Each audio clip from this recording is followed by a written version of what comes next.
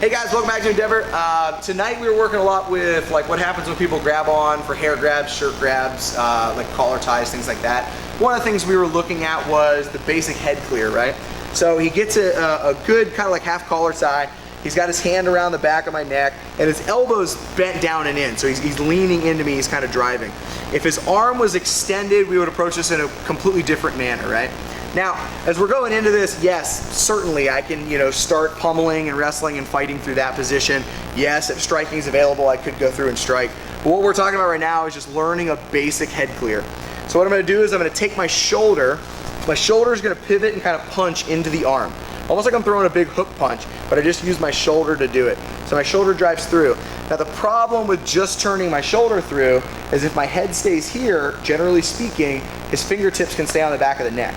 So what I'm going to do to alleviate that pressure and kind of break his grip even more is I'm just going to commit and look a little bit over my shoulder, right?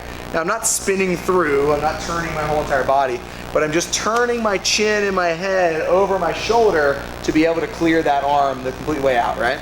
So he gets a hold of that head from here, I turn, I punch, I look over top of the shoulder.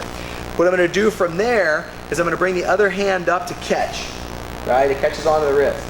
Now from this position, I'm in what I can go right into a 2-on-1 if I want to go into a 2-on-1.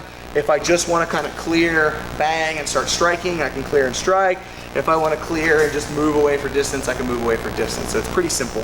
If we spin around, watch. I want to learn from the shoulder, right? There's nothing saying you can't use your arm and things like that, but I want to learn this position from the shoulder and the head turning and popping, because if I can utilize the shoulder, then I can utilize this in a lot of different places.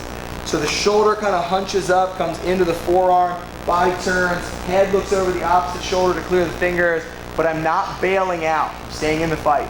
From here, I catch the wrist, boom, turn the head inside, okay?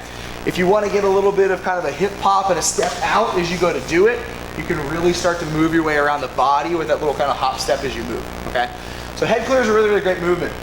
Earlier, just 2 seconds ago, right, I told you I want to learn to do this with my shoulder.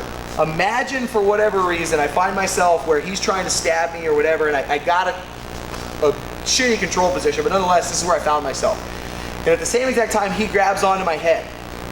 Okay, now if I only ever learned a head clear by bringing my hand up and clearing this direction, I'm literally giving up 2-on-1 control to be able to clear this head.